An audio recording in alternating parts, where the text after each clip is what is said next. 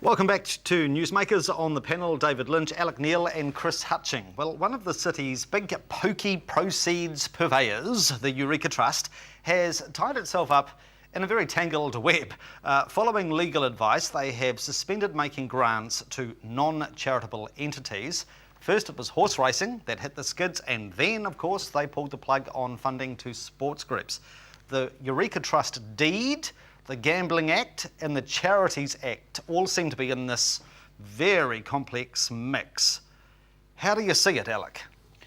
I don't believe it was the intention of Parliament for charitable trusts that have been set up to provide funds not to be entitled to fund sporting and other cultural groups that don't happen to have charitable status. I would be saddened if the Burwood Park Bowling Club or the Avonhead Tennis Club or many of those organisations who have received grants to assist young tennis players, younger bowlers, could no longer access that money solely because they don't have charitable status. That was not the intention, and I feel sad for the Eureka Trust, and the group that's pushing this needs to have a look at itself, but more importantly, if necessary, Parliament needs to do something. I know that Barry Corbett has had an offer from some unknown MP to assist him.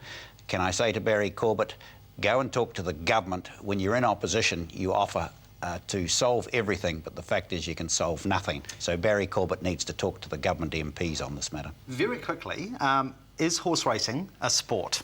Absolutely. Chris? It's a bit of both. I was just debating this morning with my wife. It's kind of a pastime, an industry, a lifestyle, a sport, all of those things. It's certainly a spectacle. I mean, I don't really bet, but I occasionally go to the races. I recall that during the election campaign, which was nearly 2 years ago now, Professor Duncan Webb, who is aligned to the Labour Party, wrote to the Eureka Trust, warning them that they were in breach of their trust deed. Now, I think it would be fair to say that was all very politically motivated. However, taking the politics out of the equation, why did the Eureka Trust not act for so long? Why should they? Number one, because they were or believed they were entitled. Just because there has been an opinion doesn't mean you have to change your ways unless that is proved to be the case. It hasn't yet been tested by the courts on this system. There is a number of legal opinions. It is ironic, isn't it, that Professor Webb wrote them that letter, and we now have some MP from the central city claiming that he will solve the issue for them from the same party. The good doctor. Whatever his name is. Burns, yes. Burns. Yes. Well, Rome burns. So look, from my point of view, I think that if they cannot continue in that manner, then there needs to be legislative change. Hundreds of young Christchurch and Canterbury kids are missing out because of some zealots that want to prove something that I'm unsure of what they're wanting to prove. OK, I've got 30 seconds. David, your take on this?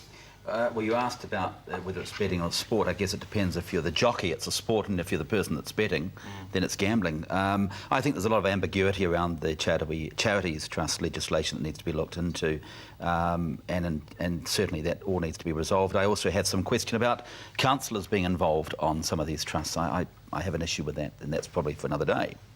All right. Now, heroes and villains time, the high flyers and low riders of the week. We've got about 30 seconds in total for this. What names bubble to the top for you? Chris, very quickly. I'd say Pat Harrow for his contribution to race relations this week. Gets the brickbat, and the bouquet is Minister Joyce, who's outlawed cell phone use. Couple of names? Yep. Tom Scott is my hero of the day. I went to see his movie, Separation City, and I encourage all viewers to go and see this movie. It's worth it. It's good value at $15. Nice. David? Really just got a hero, and I would like to acknowledge Martin van Benen for his excellent investigative piece on the Telethon Trust. Very nice. All right. Now, before we go to the NewsMakers poll, a new little installation for the show. It's called Pick of the Week, a news image from the wide, wide world that took our fancy. And this week's offering comes from Deutschland. They say sex sells, right? Well, the Germans have applied that to their election campaign. Can we have the image? Here we go. It's the Chancellor Angela Merkel and her fellow party candidate Vera Langsfeld. The byline, by the way, in English translates as, "We have more to offer." The bosoms of the nation. Now, the NewsMakers poll. Last week's question for you was... should the coaching staff take the blame for the All Blacks' poor performances? 36% said yes, but a whopping 64% said no. The prize winner, Kay Hegarty. This week's question, should the Prestons Road housing scheme be supported? Yes or no? Email newsmakers@ctv.co.nz, vote on the web, mikeyardley.com, or you can post your vote to PO Box 1100 Christchurch. Do so and you'll be in to win the big selling CD, They Sold a Million, and the Whitcoulls gift card. So cast your vote, participate in the poll, and you'll be in to win.